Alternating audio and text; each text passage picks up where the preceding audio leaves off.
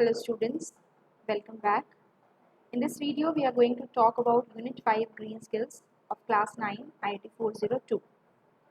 Green here refers to the nature and skills which are required. Skills means the features and the characteristics which are required by a person in order to go in that sector. So इस chapter में हम बहुत सारी चीज़ों के बारे में पढ़ेंगे. First of all we have the introduction part. The environment around us affects all aspects of our life. हमारे आसपास का जो एनवायरनमेंट है वो हमारी लाइफ के सारे एस्पेक्ट्स को अफेक्ट करता है and our day to day activities जो हैं वो भी एनवायरनमेंट को अफेक्ट करती हैं. जो लोग सिटीज़ में रहते हैं उनको फूड कहाँ से मिलता है? From surrounding villages. एंड इसलिए वो किस किस चीज़ पर डिपेंडेंट है? फॉरेस्ट पे, ग्रासलैंड पे, rivers, sea shores, water, fuel, wood, fodder, इन सब के रिसोर्सेज के लिए. यानी कि हमें ये सारी चीज़ें जो हमें रहने के लिए, हमारे सर्वाइवल के लिए रिक्वायर्ड हैं, वो सारे रिसोर्सेज हमें कहाँ से मिल रहे हैं? फॉरेस्ट, ग्रासलैंड, रिवर्स और सी shores. We use resources from which food is made and depend upon the community of living plants and animals which form a web of life. हम इन रिसोर्सेज को यूज़ करते हैं जिससे हम खाना बनाते हैं और हम प्लांट्स और एनिमल्स के ऊपर डिपेंड करते हैं जिससे कि हमारे लाइफ फॉर्म बनती है. Everything around us forms our environment and our lives depend on the flora and fauna around us. Living और नॉन लिविंग ऑर्गेनिज्म से हमारा एनवायरनमेंट बनता है और हमारी लाइफ जो है हमारे आसपास प्लांट्स एंड एनिमल्स के ऊपर डिपेंडेंट होती है. Similarly our school environment comprises the physical and the socio cultural environment. Physical environment में हमारे स्कूल के आता है स्कूल की buildings, classrooms, labs, corridors etcetera.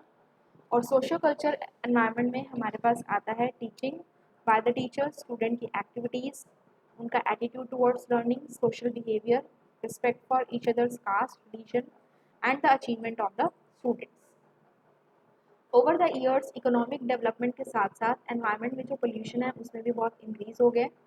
For example high input agriculture के advancement होने से हम ज़्यादा food को grow कर पा रहे हैं using the fertilizers and the pesticides and by using the hybrid crops. यानी कि हम growth और development तो कर रहे हैं लेकिन it has resulted in the ill effects of the overuse of chemicals. लेकिन इससे क्या हो रहा है? हम केमिकल्स का बहुत ज़्यादा यूज़ कर रहे हैं जिससे कि सॉइल और एनवायरनमेंट का डिग्रेडेशन हो रहा है, उनकी जो क्वालिटी है वो कम होती जा रही है. This threatens the stability of the environment. इस वजह से हमारा एनवायरनमेंट जो है that has become degraded. We need to plan the maintenance of the areas in a sustainable manner so that we can enjoy the good environment created by us. इसलिए हमें अपने आसपास के एरिया को एक सस्टेनेबल मैनर में maintain करना है ताकि हम उस एनवायरनमेंट को अच्छे से इंजॉय कर सकें. वो सस्टेनेबल एग्रीकल्चर हो सकता है, इको फैशन डिज़ाइन हो सकता है, सोलर पैनल्स को डेवलप करना हो सकता है और एनवायरमेंटली सस्टेनेबल होम्स को डिज़ाइन करना हो सकता है. यानी कि हमें ग्रोथ और डेवलपमेंट तो करनी है लेकिन हमें साथ में ये भी ध्यान रखना है कि हम अपने एनवायरनमेंट को डिस्ट्रॉय या डिग्रेड ना करें. तो first session is about the society and the environment. People live together in villages, cities, states and countries and they form a society. Society किससे बनती है? लोगों से मिलके. और लोग कहाँ रहते हैं? सिटीज, स्टेट्स और कंट्रीज में.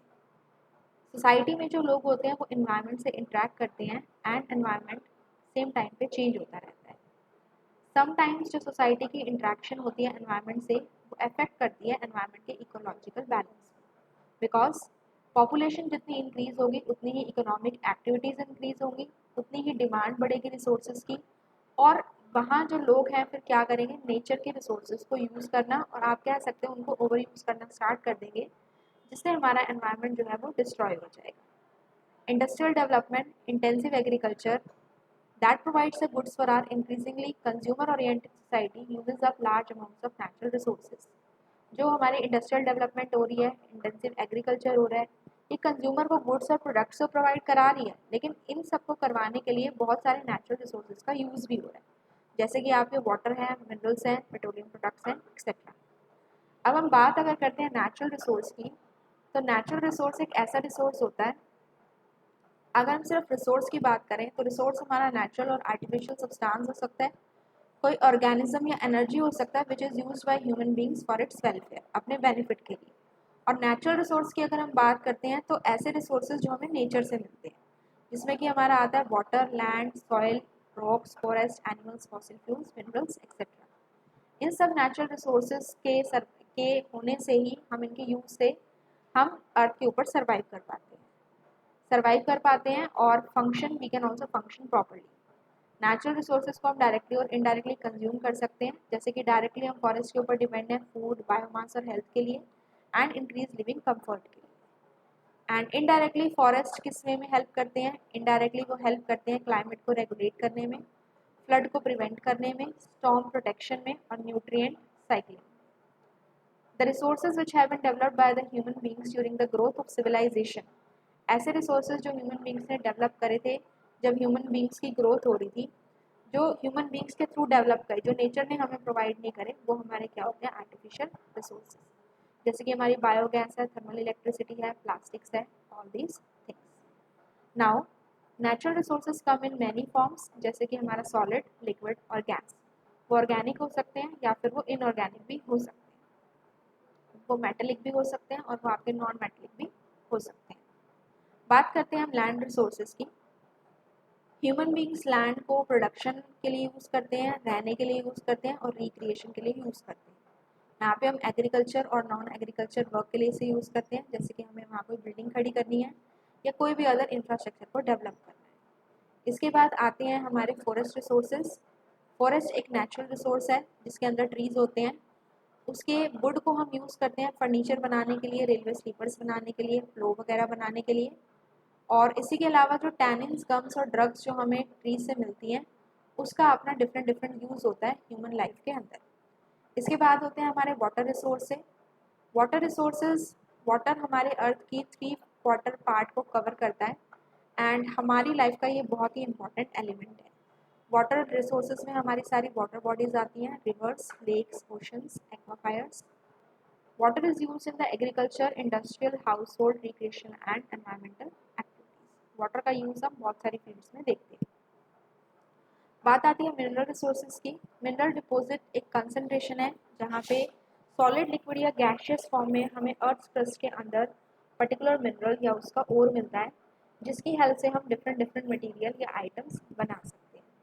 मिनरल रिसोर्सेज हमारे रिन्यूएबल भी हो सकते हैं। जनरली ये हमारे नॉन रिन्यूएबल होते हैं, जिसमें हमारे मेटल्स आते हैं आयरन, कॉपर, एल्यूमिनियम, और नॉन मेटल्स होते हैं salt, gypsum, clay and sand. Some minerals consist of a single element like gold, silver and diamond, like this. ठीक है।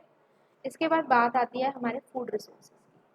तो ऐसे रिसोर्सेज जो फूड की तरह यूज होते हैं या फिर ऑर्गेनिजम्स के लिए फूड प्रोवाइड कराते हैं, वो हमारे होते हैं फूड रिसोर्सेज। प्लांट्स जो है वो फूड रिसोर्सेज की तरह सर्व करते हैं क्योंकि वो हमें खाना देते हैं। किसके लिए? हर्बीवरस एनिमल्स के लिए और ऑमनीवरस एनिमल्स के लिए। हर्बीवरस जो ग्रास खाते हैं और ऑमनीवरस क्या होते हैं? जो फ्लैश खाते हैं। Animals and birds are the source of food for many organisms. Animals और बर्ड्स को भी खाया जाता है by the human beings and by the other animals. Agriculture is the main source of plant food resource. तो ये food resource हमें कहाँ से मिल रहा है? From the agriculture. नेक्स्ट बात आती है हमारे एनर्जी रिसोर्स की। एनर्जी रिसोर्स कोई भी ऐसा रिसोर्स होता है जिससे हमें हीट मिलती है, पावर मिलती है टू मूव द ऑब्जेक्ट्स या फिर इलेक्ट्रिसिटी को प्रोड्यूस करने की। 5 फंडामेंटल सोर्सेज ऑफ एनर्जी है हमारे पास। Nuclear fusion in the sun and gravity generated by earth and moon. फिर न्यूक्लियर फिजन है अर्थ के इंटीरियर में जो एनर्जी है, the fourth one, and the energy stored in the chemical bonds. जो भी आज हम एनर्जी यूज़ करते हैं वो कहाँ से मिलती है? हमें ज़्यादातर फॉसिल फ्यूल से मिलती है। फॉसिल फ्यूल्स की लेकिन डिसएडवांटेज होती है कि वो नॉन रिन्यूएबल होते हैं। इस वजह से एक पर्टिकुलर टाइम तक ही हम इन्हें यूज़ कर सकते हैं। अगर हम उनको ओवर यूज़ करेंगे तो वो एग्जॉस्ट हो जाएंगे, ख़त्म हो जाएंगे। अब इसके बाद हमारी जो कैटेगराइजेशन है नेचुरल रिसोर्सेज की, वो है inexhaustible, exhaustible and renewable. Inexhaustible resources हमारे वो होते हैं which can not be exhausted bye the human consumption, जिसको ह्यूमंस जितना भी यूज़ कर लें वो ख़त्म नहीं हो सकते। जिसमें हमारे एनर्जी सोर्सेज आते हैं like solar radiation, wind power, water power, tidal power. Exhaustible resources जैसे इसके अपोजिट होते हैं क्लास, जिसमें हम रिसोर्सेज जो हमारे पास रिसोर्सेज लिमिटेड क्वांटिटीज़ में अवेलेबल हैं और उनके ज़्यादा से ज़्यादा यूज़ करने से वो एग्जॉस्ट हो सकते हैं। जैसे कि अर्थ में जो कोल का स्टॉक है वो बहुत लिमिटेड है और एक दिन ऐसा आएगा जहाँ पे हमारे पास कोल अवेलेबल नहीं होगा क्योंकि हम उसे बहुत ज़्यादा यूज़ कर रहे हैं। जिसे हम क्या कहेंगे, एक्सहॉस्टेबल रिसोर्सेज। इसके बाद बात आती है हमारी रिन्यूएबल रिसोर्सेज की। ये ऐसे रिसोर्स हैं जो हमारे पास कॉन्स्टेंटली अवेलेबल हैं, जिसे हम रिकवर कर सकते हैं, रिन्यू कर सकते हैं, जैसे कि वेजिटेटिव लैंड्स हैं और हमारा वाटर है, ठीक है। और कुछ जो होते हैं, कुछ रिसोर्सेज ऐसे होते हैं जिनको रिन्यू होने में बहुत टाइम लग जाता है, जिन्हें हम नॉन रिन्यूएबल या फिर एक्सहॉस्टेबल रिसोर्सेज भी बोलते हैं, ठीक है। फॉरेस्ट ट्रीज एंड प्लांट्स एक फॉरेस्ट को बनाते हैं, वो डिस्ट्रॉय किए जा सकते हैं बट उसकी जगह पे नए ग्रो कर जाते हैं। लेकिन अगर एक फॉरेस्ट को हम पूरा कट कर दें for the construction of the buildings, तो वो हमेशा के लिए ख़त्म हो जाएगा, ठीक है। इसके बाद नॉन रिन्यूएबल रिसोर्सेज भी हमारे वही हो गए जिनको हम इजीली रिप्लेस नहीं कर सकते, जैसे कि हमने बात करी फॉसिल फ्यूल्स की। Minerals are also non renewable because वो ऑल्दो रॉक साइकिल से नेचुरली फॉर्म हो सकते हैं, लेकिन उनको बनने में थाउजेंड्स ऑफ ईयर्स लगते हैं और उनका जो कंजम्पशन है उसके बनने के रेट से बहुत ज़्यादा है, जिससे कि हम उन्हें नॉन रिन्यूएबल कहते हैं। रिन्यूएबल रिसोर्सेज को हम इनऑर्गेनिक रिसोर्सेज भी कह सकते हैं because they come from the non living things like minerals, wind, land, soil and rocks. Picture में आपके यहाँ पर डिस्क्राइब्ड है कोल, पेट्रोलियम, ये जो है ये हमारे नॉन रिन्यूएबल हैं। वाटर और सन जो है ये हमारे रिन्यूएबल रिसोर्सेज हैं, ठीक है। बिकॉज सन हमेशा रहेगा तो हमें ये एनर्जी हमेशा मिलती रहेगी, लेकिन कोल और पेट्रोलियम हमारे फॉसिल फ्यूल से बनते हैं, जिससे कि it takes so much of time. LPG, natural gas, nuclear plants, minerals, these all come under the non-living, non-renewable resources. Same way, soil, forest, wind, biomass, these all come under the renewable resources. Next comes the next part, which we have is traditional societies had a small population और वहाँ पे less resources की requirement है। वो अपनी biodiversity को protect कर सकते हैं as a life supporting resource, but लेकिन आजकल जो कंज्यूमर्स का जो कंजम्पशन का रेट है वो बढ़ता जा रहा है, इससे हमारे रिसोर्सेज डिप्लीट होते जा रहे हैं। तो ऐसी बहुत सी एक्टिविटीज़ हैं जो एनवायरनमेंट में डैमेज कर रही हैं due to the over exploitation of the resources. तो उसके बारे में हम पढ़ते हैं। फर्स्ट इज ओवर एक्सप्लॉयटेशन, यानी कि जिस रेट से कोई चीज़ प्रोड्यूस की जा रही है उसके उसके बहुत ज़्यादा रेट से वो चीज़ कंज्यूम की जा रही है। दिस रिजल्ट्स की when harvesting of the resource exceeds their reproduction. वही मतलब हो गया कि प्रोड्यूस होने में टाइम लग रहा है लेकिन उसका कंजम्पशन बहुत जल्दी हो रहा है, यानी कि हम उनका ओवर यूज़ कर रहे हैं, ठीक है। तो कहीं ना कहीं वो हमारी इकोलॉजिकल साइकिल को बहुत ज़्यादा अफेक्ट कर रही है। ग्रेजिंग हो रही है पास्चर्स की, वाइल्ड मेडिसिनल प्लांट्स जो हैं हम खत्म करते जा रहे हैं, वाटर एक्वाफायर्स खत्म होते जा रहे हैं, all this things. Next factor है हमारा माइनिंग। माइनिंग में हम अर्थ के सरफेस को डिग करते हैं ताकि हम उसमें से ओर्स को निकाल सकें।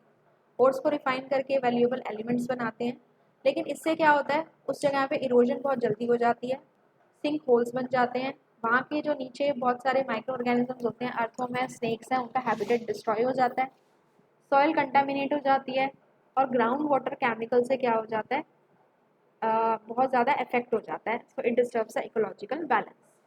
देन हमारी बात आती है डिफॉरेस्टेशन की, जिसमें हम ट्रीज़ को कट कर देते हैं, फॉरेस्ट को क्लियर कर देते हैं ताकि उस लैंड को हम इस तरह का बना सकें जहाँ पे हम एग्रीकल्चर कर सकें या कंस्ट्रक्शन रिलेटेड एक्टिविटीज़ को कर सकें।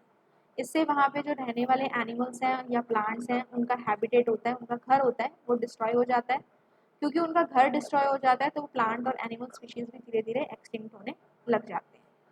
नेक्स्ट फैक्टर है which is causing the imbalance, that is pollution. Pollution pollutant से होता है और पोल्यूटेंट्स आपके सॉलिड, लिक्विड और गैस कोई भी हो सकते हैं। व्हीकल से जो आपकी स्मोक निकलती है या आपके इंडस्ट्रीज या फैक्ट्रीज से जो स्मोक निकलती है वो गैस फॉर्म है। जब हम गंदे पानी को बिना ट्रीट किए हुए वाटर बॉडीज़ में डाल देते हैं वो वाटर पॉल्यूशन हो गया। और जब आपका जो भी इस तरह का सॉलिड वेस्ट होता है वो लैंड पे डंप कर दिया जाता है तो सॉलिड वेस्ट हो गया और वो क्या करता है, लैंड पोल्यूशन हमारा हो गया। वो एयर को भी पोल्यूशन, एयर में भी पोल्यूशन होता है फॉसिल फ्यूल्स के एमिशन से। इन एमिशंस में carbon dioxide, methane, nitrous oxide, ये सारी गैसेस होती हैं जो कि लिविंग बींग्स के लिए बहुत हार्मफुल है। तो पोल्यूटेंट्स हमारे ऐसे होते हैं कुछ जो डिकम्पोज होते हैं, जो माइक्रो ऑर्गेनिज्म जिनको गला सकते हैं, और कुछ होते हैं जो डिकम्पोज कभी नहीं हो सकते, जैसे कि वेजिटेबल वेस्ट है, सीवेज वाटर है, वुड है, ये सारा डिकम्पोज हो सकता है। मिलियंस ऑफ ईयर्स के बाद आप इन्हें अगर देखेंगे, अगर ये अर्थ के अंदर बरिड है तो आपको कुछ नहीं मिलेगा। लेकिन ऐसे भी हैं जो डिकम्पोज नहीं हो सकते, प्लास्टिक हैं, इंसेक्टिसाइड, पेस्टिसाइड हैं, मेटल्स हैं, केमिकल हैं, पेंट है। बहुत टाइम बाद भी अगर ये अर्थ में बरिड रहेंगे तब भी ये एज इट इज़ रहेंगे, that can not be decompose. कुछ और फैक्टर्स हैं जो रिस्पॉन्सिबल हैं एनवायरनमेंट के पोल्यूशन के लिए, जैसे कि व्हीकल से जो फ्यूम्स निकलते हैं, एग्रीकल्चर में केमिकल्स को यूज़ करना बहुत ज़्यादा, प्लास्टिक वेस्ट जो होता है बॉटल्स बैग्स इनको यूज़ करना, डेंजरस गैसेस को एयर में रिलीज़ करना, ये भी हमारे क्या फैक्टर्स हैं जिससे कि हमारा एनवायरनमेंट जो है वो इम्बैलेंस हो जाता है। अब टाइप्स ऑफ पोल्यूशन को अगर हम डिस्कस करें, लैंड पोल्यूशन होता है कि जब हम लैंड पे डस्ट या गार्बेज को डंप कर देते हैं, वो लैंड पोल्यूशन हो गया। वाटर पोल्यूशन हो गया, बिना गंदे पानी को ट्रीट किए हम उस पानी को रिवर्स लेक में डाल रहे हैं, तो इससे क्या होगा, वाटर पोल्यूशन होगा और उस पानी में जो एक्वेटिक ऑर्गेनिजम्स रह रहे हैं उनकी भी लाइफ जो है वो खतरे में आ जाएगी। एयर पोल्यूशन हो गया, जब हम एयर के अंदर हार्मफुल गैसेस और पार्टिकल्स को डाल रहे हैं तो वो हमारा आता है एयर पोल्यूशन के अंडर। अब इसी में आपके इस पोल्यूशन से क्या क्या होता है, डिजीजेज हो जाते हैं, dysentery, cholera, typhoid. Less land is available for use क्योंकि हमने वहाँ पे गार्बेज डाल दिया। क्यों होता है, फॉरेस्ट को कट करने से, पेस्टिसाइड्स और फर्टिलाइजर्स को बहुत ज़्यादा यूज़ करने से, माइनिंग या कंस्ट्रक्शन रिलेटेड एक्टिविटी करने से, सीवेज टॉयलेट वेस्ट अगर डालते हैं उससे भी हो जाता है। कैसे प्रिवेंट कर सकते हैं, वेस्ट को सेग्रीगेट कर सकते हैं, कंबाइन कर सकते हैं, ट्रीज को प्लांट कर सकते हैं, natural and inorganic farming methods को अडॉप्ट कर सकते हैं, बायोडिग्रेडेबल आइटम जो इजीली गल जाती हैं उन आइटम्स को यूज़ कर सकते हैं। वाटर पोल्यूशन में भी हमारे डिजीजेस डायरिया, जॉन्डिस, टाइफाइड इस तरह के हो जाते हैं। इस पोल्यूशन से और क्या होता है, टूरिज्म और फिशिंग में जो लोकल अर्निंग्स होती हैं, लोग जो वहाँ पे अपना पैसा कमाने के लिए आते हैं वो इफेक्ट हो जाते हैं क्योंकि पोल्यूशन की वजह से लोग वहाँ जाना नहीं चाहते, पीने के लिए कम पानी मिलता है। एयर पोल्यूशन में क्या प्रॉब्लम हो जाती है, हार्ट और ब्रीदिंग प्रॉब्लम हो जाती है, क्लाइमेट चेंज, सूखा पड़ जाता है, ड्रॉट्स, फ्लड्स आ सकती हैं, फेमाइंस हो सकता है। क्यों होता है ये वाटर पोल्यूशन, इसलिए होता है क्योंकि हम पानी में वेस्ट डाल देते हैं, सीवर लाइंस में लीकेज हो सकता है, वेस्ट वाटर घरों से, फार्म्स या फैक्ट्री से रिलीज किया जा रहा है उस वजह से हो जाता है, या शिप से एक्सीडेंटली ऑयल अगर लीक हो जाए उस वजह से हो जाता है। एयर पोल्यूशन किस वजह से होता है, फ्यूल्स बर्न करने से, ट्रैफिक की स्मोक से, क्रॉप्स जो बच जाती हैं उनको बर्न करने से, पेस्टिसाइड्स और फर्टिलाइजर्स के यूज से, फैक्ट्रीज के स्मोक से, कंस्ट्रक्शन के डस्ट से। वाटर पोल्यूशन को हम कैसे प्रिवेंट कर सकते हैं, वेस्ट वाटर बॉडीज में नहीं डालना चाहिए, केमिकल्स, मेडिसिन और ऑयल्स को ड्रेन्स में नहीं डालना चाहिए, पेस्टिसाइड्स और फर्टिलाइजर्स का अवॉइड करना चाहिए, सीवेज और फैक्ट्री वेस्ट का ट्रीटमेंट ढंग से होना चाहिए, फिर उसको फिल्टर करके पानी में डालना चाहिए, पानी को अच्छे से अच्छे वाइजली कम से कम यूज़ करना चाहिए।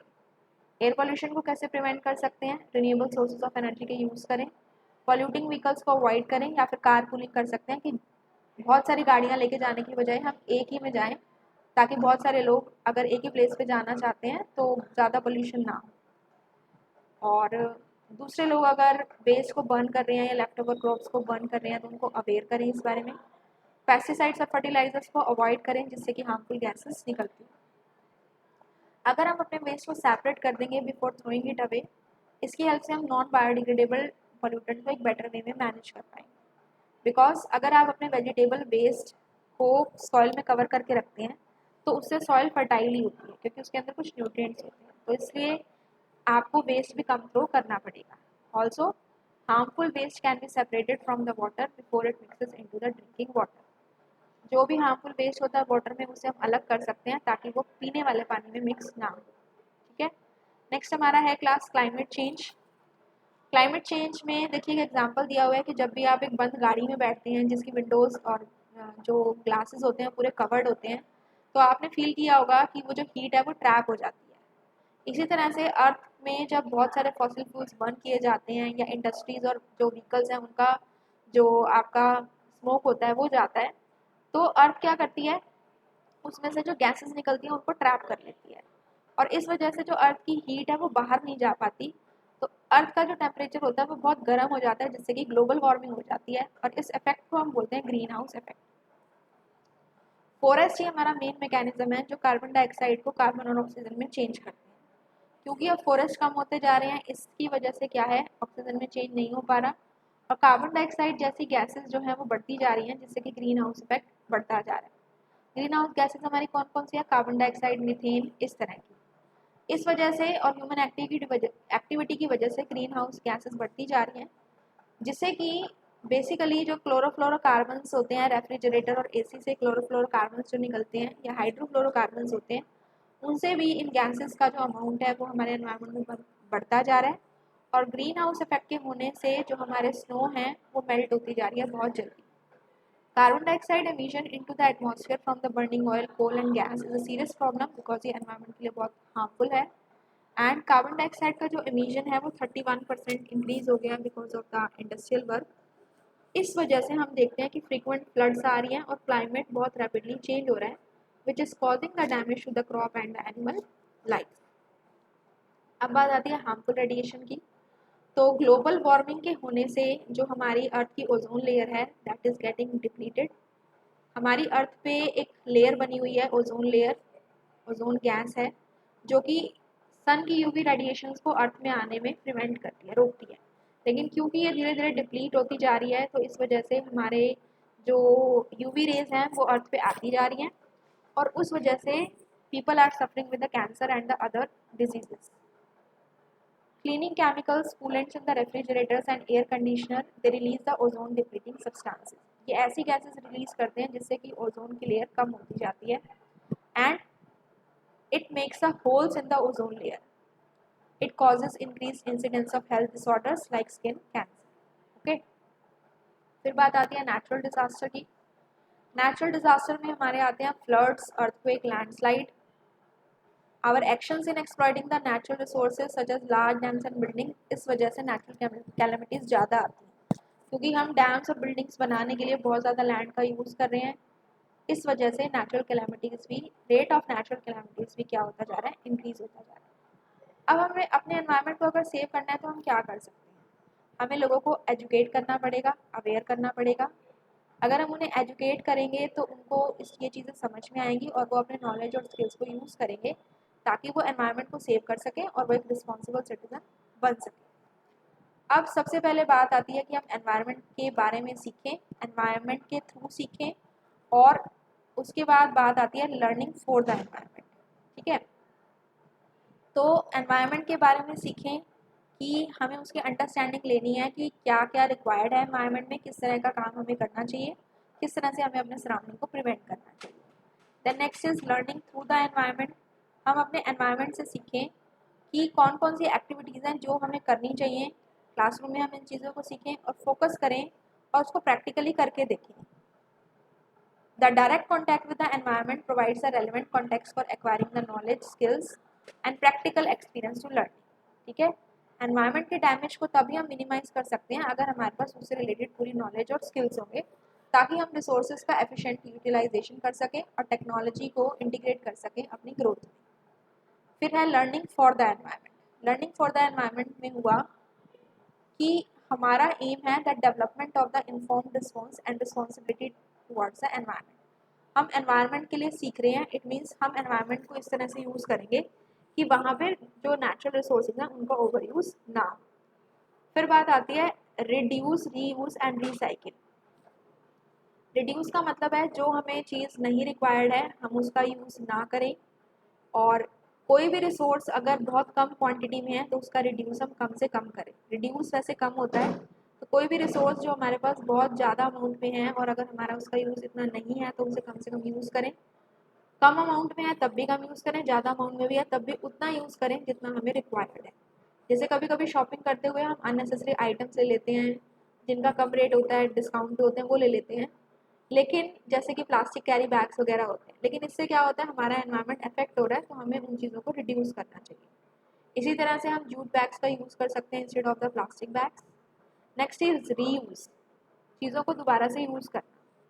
जैसे कि कोई मटेरियल अगर हमने यूज़ किया है तो उसे दूसरे पर्पज़ के लिए भी हम यूज़ करें। जैसे कि शर्ट्स वगैरह हैं या सूट्स हैं तो उससे हम पिलो कवर्स बना सकते हैं, मतलब उसका एक और यूज़ हो गया। थर्ड पॉइंट है हमारा रिसाइकलिंग, कि जो हमारे पास वेस्ट पड़ा हुआ है उससे हम कुछ और चीज़ बना सकें। जैसे हमारे घर पे अगर बैंगल्स हैं जो हम यूज़ नहीं करते तो उससे हम पेन स्टैंड बना सकते हैं। एल्युमिनियम और स्टील को रिसाइकिल किया जा सकता है। मेटल, पेपर और ग्लास, प्लास्टिक, ये सारे हमारे क्या है, रिसाइकलेबल मटेरियल्स हैं।